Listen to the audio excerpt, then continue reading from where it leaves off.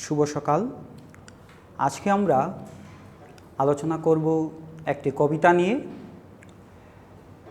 কবিতাটি কবি শক্তিপদ ব্রহ্মচারীর লেখা মনসামঙ্গল। আজকে মনসামঙ্গল কবিতাটি নিয়ে আমরা আলোচনা করব। তোমরা প্রত্যেকে পড়েছো নিশ্চয় মনসামঙ্গল কবিতাটি। যদি পড়ে না থাকো আবার পড়ে নিও, কয়েকবার পড়ে নিও। আজকে আমি মনসামঙ্গল কবিতাটি তোমাদের ভালো করে বুঝিয়ে দিচ্ছি।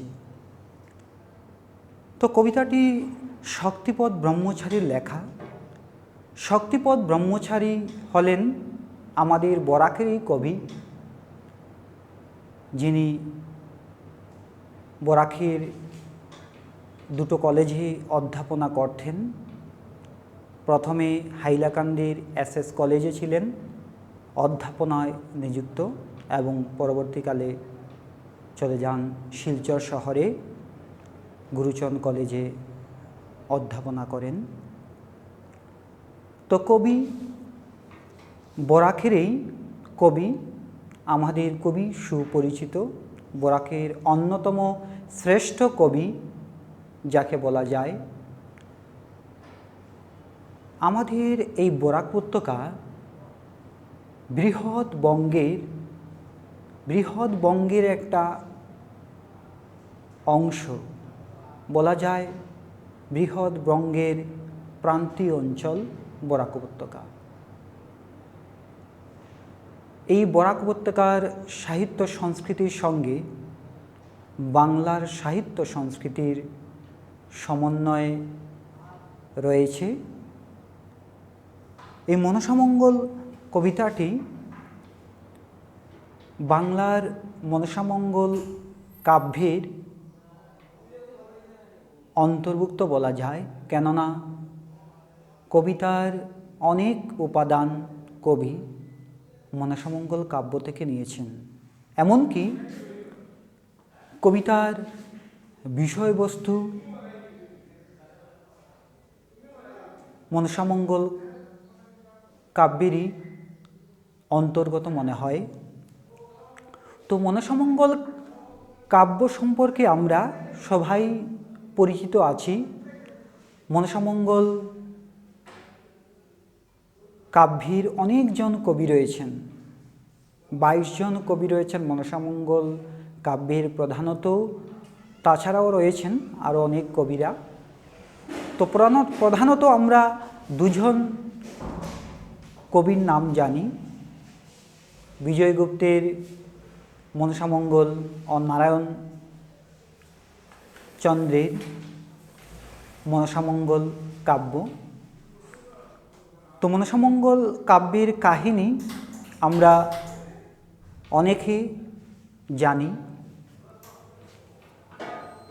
এই কবিতার মধ্যে আমরা মনসামঙ্গলের কাহিনীর কিছুটা প্রভাব পেয়ে থাকি, যদিও এটা মনসামঙ্গল কাব্যের কোনো কবিতা নয়। এটা লেখা কবি শক্তিপদ ব্রহ্মচারীরই কবিতা। এই কবিতার মধ্যে একদিকে আমরা পাই বাংলার ঐতিহ্য সংস্কৃতির কথা, অপরদিকে আমরা পেয়ে থাকি আধুনিক মানুষের জটিলতা। বাংলার সাহিত্য সংস্কৃতির সঙ্গে আধুনিক মানসিকতার সমন্বয় ঘটেছে এই কবিতায়। এটাই আমাদের মনে রাখতে হবে। বাংলার ঐতিহ্য, বাংলার সংস্কৃতির সঙ্গে আধুনিক মানসিকতার সমন্বয়ের পরিচয় পাই এই কবিতাটিতে। তো আমরা কবিতাটি পড়ব এখন, তোমরা শুনবে। তো কবি কি বলছেন দেখো। সপ্তডিঙা মধুকর চারিদিকে জল, শ্রাবণীর অবিশ্রাম মনসামঙ্গল। মনসামঙ্গল কাব্যটি পাঠ হয়ে থাকে বাংলার ঘরে ঘরে, বিশেষ করে শ্রাবণ মাসে। শ্রাবণ মাসে সর্পের দেবী মনসার পূজা উপলক্ষে এই মনসামঙ্গল কাব্যটি পড়া হয়ে থাকে। বিশেষ করে আমাদের এই অঞ্চলে বরাক উপত্যকায় নারায়ণ দেবের মনসামঙ্গল পুঁথিখানা পড়া হয়ে থাকে। তো শ্রাবণ মাস কীরকম হয় সেই পরিবেশটা, অবিরাম বৃষ্টি ঝরে পড়তে থাকে এবং সন্ধ্যাবেলা কি হয়, মানুষই বিশেষ করে কোনো দেবালয়ের বারান্দায় কিংবা কোনো মঠে কিংবা ঘরের বারান্দায় বসে মানুষ মনসার পাঁচালি পড়ে এবং ওই শ্রাবণ মাসের সংক্রান্তিতে মনসা দেবীর পূজা অর্চনা করা হয়। তো শ্রাবণ মাসের এই কবিতাটি বুঝতে গেলে প্রথমে আমাদের শ্রাবণ মাসের সঙ্গে পরিচিত হতে হবে। কেননা আমার মনে হয় এই শ্রাবণ মাসকে কবি নিগূঢ়ভাবে উপলব্ধি করতে পেরেছিলেন। শ্রাবণ মাসই কবির মানসে এই কবিতাটির জন্ম দিয়েছিল। পুরো কবিতার মধ্যে আমরা পাই শ্রাবণ মাসের একটা রোমাঞ্চকর বর্ণনা, যার সঙ্গে বাংলার সেই ঐতিহ্যের কথা, মনসার কথা, চাঁদ সদাগরের কথা, বেহুলার লক্ষিন্দরের কাহিনীকে মনে করিয়ে দে। তো আমরা শ্রাবণ মাস, এখন চলছে আষাঢ় মাস, দুদিন পরেই আসছে শ্রাবণ মাস। আমরা দেখব শ্রাবণ মাসে বিশেষত কী হয়, অবিরাম বৃষ্টি ঝরে পড়তে থাকে, নদী নালা খাল বিল জলে পরিপূর্ণ হয়ে যায় এবং সন্ধ্যাবেলা কী হয়, একটা রোমাঞ্চকর পরিবেশ সৃষ্টি হয় বাংলার অলি গলিতে। কীভাবে যে আমরা শুনি যে মানুষের ঘর থেকে কোনো মন্দির, কোনো মঠ, কোনো দেবালয়ের বারান্দা থেকে, দেবালয় থেকে ভেসে আসছে সেই মনসার পুঁথির সুর। তো সন্ধ্যাবেলা কি হয়, সেই পুঁথির সুর শোনা যায় বেহুলার লক্ষিন্দরের কথা। আর কি হয়, শ্রাবণ মাসে সর্পের উৎপাত থাকে, আমাদের চারপাশ জলে টইটুম্বর হয়ে থাকে এবং আনাচে কানাচে আমরা দেখি সাপরা এখানে সেখানেই ছুটে বেড়ায়। তো ওই যে চতুর্দিকে জল, আর কি ভেজা ভেজা পরিবেশ, তার মধ্যে সন্ধ্যাবেলা মনসার পুঁথি, সব মিলিয়ে একটা রোমাঞ্চকর পরিবেশের সৃষ্টি হয় শ্রাবণ মাসে। যে পরিবেশটা কবির মনকে নাড়া দিয়ে, এবং নাড়া দেই বলে কবির সম্মুখে উঠে আসে বাংলার ঐতিহ্যের কথা, সেই চাঁদ সদাগরের বেহুলা লক্ষিন্দরের কথা, কাহিনীকে কবি তার আধুনিক মানসিকতা দিয়ে এই কবিতায় চিত্রিত হয়েছে। ফলে একদিকে আমরা বাংলার ঐতিহ্য সংস্কৃতির কথা, অপরদিকে আধুনিক মানুষের জটিলতার কথা এই কবিতায় আমরা লক্ষ্য করি। তো আমরা কবিতাটি পড়ছি, শোনো কবি কি বলছেন। বলছেন, সপ্তডিঙা মধুকর, চারিদিকে জল, শ্রাবণের অবিশ্রাম মনসা মঙ্গল। কবির প্রত্যেকটা শব্দের মধ্যে ভেসে উঠছে এক একটা ছবি। কি বলছেন, সপ্তডিঙা মধুকর। সপ্তডিঙা, ডিঙা মানে নৌকা, সপ্তডিঙা মধুকর। বাংলার সদাগর ছিলেন, এই বাংলার যে বাংলায় আমাদের জন্ম, সেই বাংলার সদাগর যিনি বাণিজ্য করতেন, বাংলার অন্যতম সদাগর ছিলেন চাঁদ সদাগর। সেই চাঁদ সদাগরের যে নৌকা ছিল, আজকের দিনে সড়কপথ ছিল না, তখন সড়কপথে দিয়ে মালবাহী গাড়ি চলতো না আজকের দিনের মতো। তখন ব্যবসা বাণিজ্য করতে হলে জলপথে যেতে হতো এবং তার একমাত্র অবলম্বন ছিল নৌকা।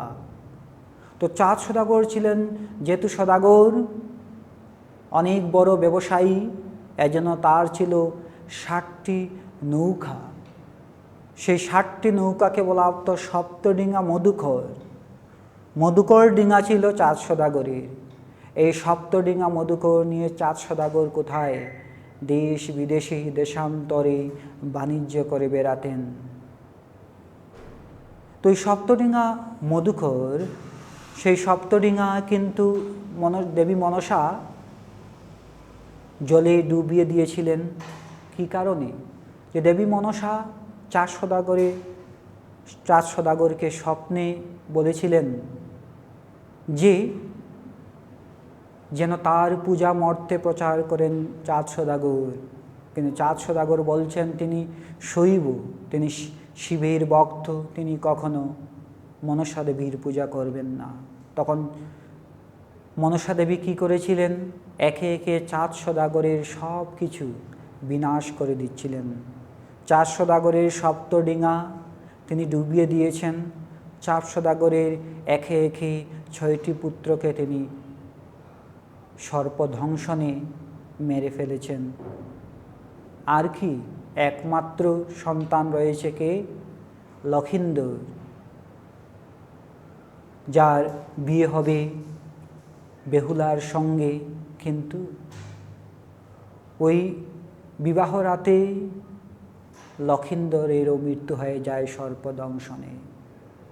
তো ওই যে আমাদের মধ্যযুগের বাংলার ছবি, এই ছবিটুকু কবির কবিতায় ভেসে উঠে।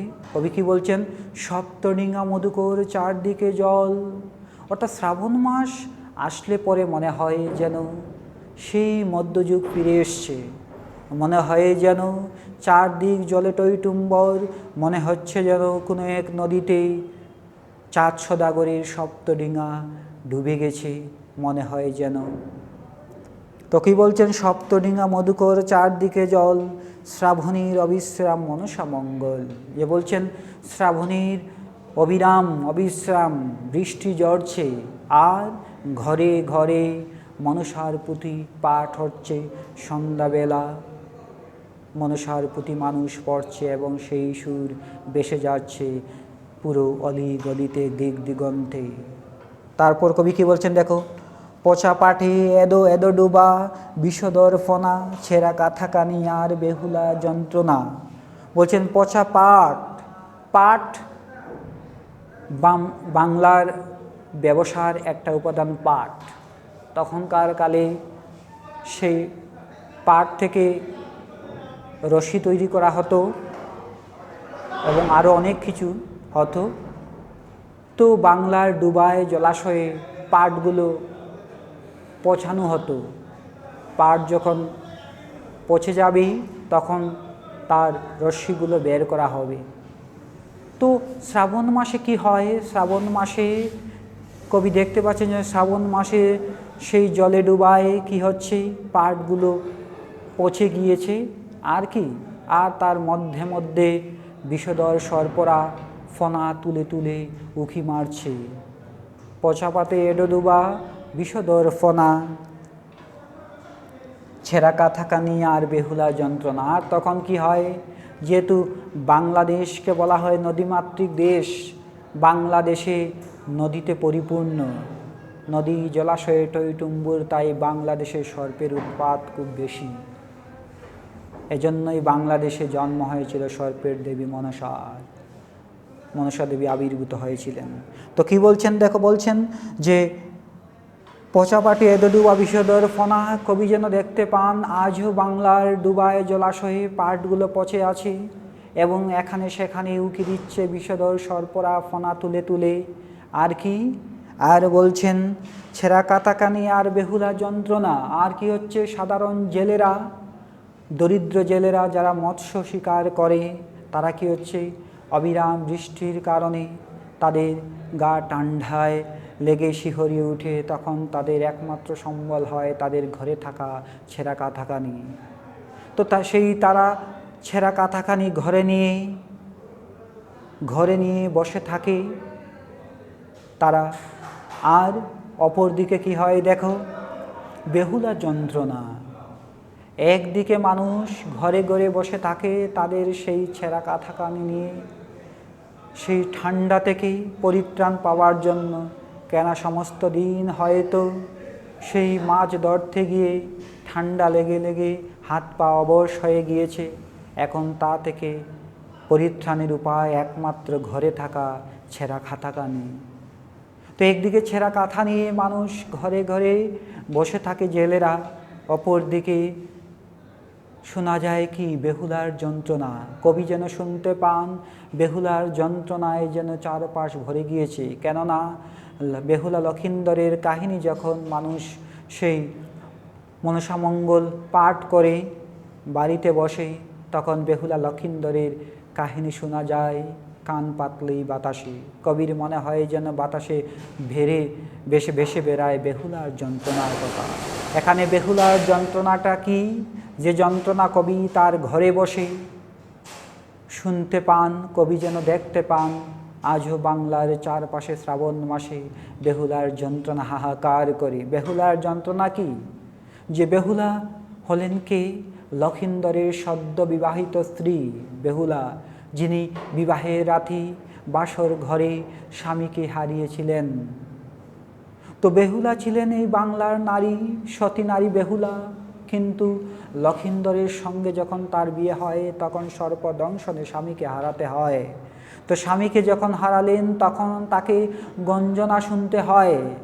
পরিবারের সবাই তাকে গঞ্জনা দিতে লাগলো যে সে ছিল অলক্ষী, যে এজন্যই সে বিবাহ রাতেই স্বামীকে হারিয়েছে, সর্পদংশনে স্বামী মারা গিয়েছে। বেহুলা এভাবে সকলের তর্জন গর্জন গঞ্জনা শুনতে লাগলেন।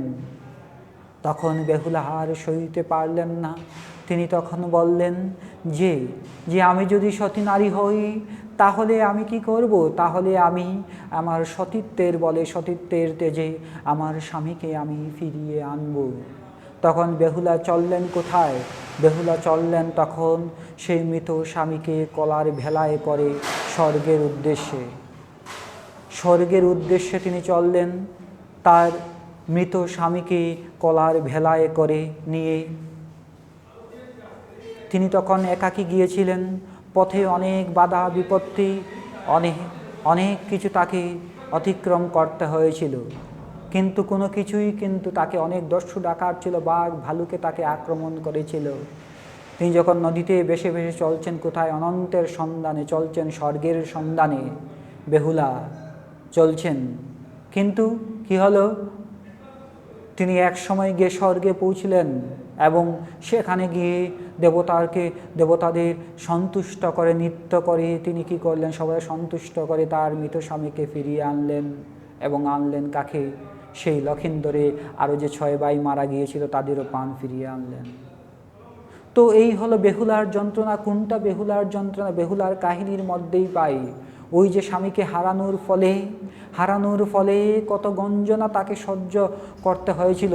তাকে অলক্ষী বলে অনেক কথা বলে তাকে গঞ্জনা দিত, তাকে জ্বালাতন করত মানুষ যখন স্বামীকে হারালেন। তো এটা যেন কবি যেন শুনতে পান শ্রাবণ মাসে সন্ধ্যাবেলায় বেহুলার যন্ত্রণা যেন হাহাকার করে উঠে। তো এই কথাই বলছেন এখানে কবি, বলছেন কি, ছেঁড়া কাতাকানি আর বেহুলা যন্ত্রণা, যে শ্রাবণ মাসে অবিরাম বৃষ্টি ঝরে পড়ে আর চতুর্দিকে জলে প্লাবিত হয়। আর সেখানে নদীনালায় ডুবাতে পাটগুলো পচে যায়, তার মধ্যে কোথাও কোথাও বিষধর সর্পরা ফনা তুলে তাকায়। আর কি, আর সন্ধ্যাবেলায় বাতাসে কান পাতলেই শোনা যায় বেহুলার যন্ত্রণার কথা। আর কি বলছেন, হু করা কাল সন্ধ্যা বেশে আসা গানে সায়ের জিয়ারি যায় অনন্ত ভাসানে। বলছেন হু করা কাল সন্ধ্যা, যে সন্ধ্যাকে কেউ বলছেন কাল সন্ধ্যা, কাল মানে বিপদ, যে সন্ধ্যাবেলা সর্পের উৎপাত থাকে কিংবা সন্ধ্যাবেলায় অনেক অঘটন ঘটে থাকে, এজন্য কবি বলছেন কাল সন্ধ্যা, এই জন্য সন্ধ্যাবেলায় সতর্ক হয়ে থাকতে হয়। সে যাই হোক, কবি বলছেন সন্ধ্যাবেলায় সেই যখন মনসার পুঁথি পাঠ হয় বাংলার ঘরে ঘরে দেবালয়ে, তখন সেই যেন ভেসে আসে বেহুলার যন্ত্রণার কথা, যেন ভেসে আসে বেহুলা চলে যাচ্ছে আজ কোথায়, তার মৃত স্বামীকে কলার ভেলায় করে কোথায়, নিয়ে যাচ্ছে কলার ভেলায় করে কোথায় স্বর্গের সন্ধানে, এটা যেন কবি কান পাতলে শুনতে পান। তাই কবি বলছেন হু করা কাল সন্ধ্যা ভেসে আসা গানে, সায়ের জিয়ারি যায় অনন্ত বাসন। সায়ের জিয়ারি, সায় মানে সায় বেনে, বেনে বেহুলার পিতার নাম ছিল সায় বেনে, বেহুলার পিতা ছিলেন সায় বেনে, বেনে একটা জাতি, বেহুলার পিতা হলেন সায় বেনে, জিয়ারি মানে কন্যা মানে দুহিতা, অর্থাৎ সাহেবেনের কন্যা সাহেবেনের জিয়ারি অর্থাৎ বেহুলা যায় কোথায়, অনন্ত ভাসানে। ভাসানে মানে কি, বেশে বেশে চলছেন কলার ভেলায়, এটাকে বলছে ভাসানে। কি বলছেন, অনন্ত ভাসানে, অনন্ত মানে কি যার অন্ত নেই, স্বর্গ, স্বর্গ অনন্ত, আমরা যেতে পারি না কিন্তু স্বর্গকে আমরা পেতে পারি আমাদের সতীত্বের ফলে, আমাদের সত্যের ফলে আমরা পেতে পারি। তো এই যে আমরা প্যারাটা পড়ালাম, সেখানে কবি কী বলছেন, কবি তুলে ধরেছেন সেই মধ্যযুগের কাহিনীর কথা, সেই বেহুলা লক্ষিন্দরের কথা, সাত সদাগরের কথা। কবি কী বলছেন, কবি যেন বলছেন তিনি যে দেখতে পাচ্ছেন কি, যে সপ্তডিঙ্গা মধুকর, চারদিকে জল শ্রাবণের অবিশ্রাম মনসা মঙ্গল। কবি বলছেন যে সপ্তডিঙ্গা, চার সদাগরের সপ্তডিঙ্গা ডুবে গেছে, আর কি চতুর্দিকে জলে প্লাবিত হয়ে গেছে, আর সন্ধ্যাবেলায় মানুষের ঘরে ঘরে মনসার পুঁথি পাঠ হচ্ছে, আর সেই পাঠ থেকে শোনা যাচ্ছে যে কি, যে বেহুলার যন্ত্রণার কথা শোনা যাচ্ছে, আর শোনা যাচ্ছে কি বেহুলা চলে যাচ্ছে তার স্বামীকে নিয়ে স্বর্গের সন্ধানে। তারপর দ্বিতীয় পারাতে কী আছে দেখো, বলছেন কোথায় নিছনি কোথায় চম্পকনগর, সাত নরী শিখা শিখা জুলে ঘরের ভিতর। যে কোথায় নিছনি, নিছনি হলো মধ্যযুগের বাংলার একটা নগর, যেখানে বেহুলার বাপের বাড়ি, সাহেবেনের বাড়ি যেখানে, সেই নিছনি নগর, সেখান থেকেই তার বিয়ে হয়েছিল কোথায়, সেই চম্পক নগরে, চার সদাগরের ঘরে বেহুলা লক্ষিন্দরের সঙ্গে। তো বলছেন কোথায় সেই নিছনি, মধ্যযুগ, সেই মধ্যযুগের সেই নিছনি নগরের কথা বলছেন কবি। যেন আজও দেখতে পাচ্ছেন কি, যে সেই নিছনি নগরে, নিছরি নগর থেকে চম্পক নগরে বিয়ে হয়েছে বেহুলার। আর কি বলছেন দেখো, সাত নরী শিখা দুলে, সাত নরী শিখা দুলে, সাত নরী শিখা শিখা শিখা জুলে ঘরের ভিতর, কপিলম্পে রাত কা নিরেক করা ভুরি, লখার মরণে কান্দে আছুরি বিছুরি। বলছেন কবি যেন আজও দেখতে পাচ্ছেন যে বাংলার সেই বৃদ্ধ মানুষ, বাংলার বৃদ্ধ মানুষ অর্থাৎ সেই বেহুলার আত্মীয় স্বজনরা যেন আজও কাঁদছেন কার, বেহুলার জন্য, বেহুলার জন্য যেন তারা কেঁদে কেঁদে বুক ভাসিয়ে দিচ্ছেন। বলছেন সাত নরী শিখা জুলে ঘরের ভিতর, কপিলম্পে রাত খা নিরক করা বুড়ি, লখার বনে কান্দে আছুরি বিছুরি।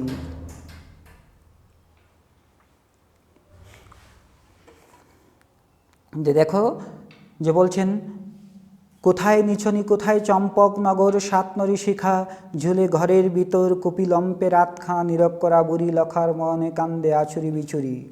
তোকে একদিকে মনসার পুঁথি পাঠ হচ্ছে, অপরদিকে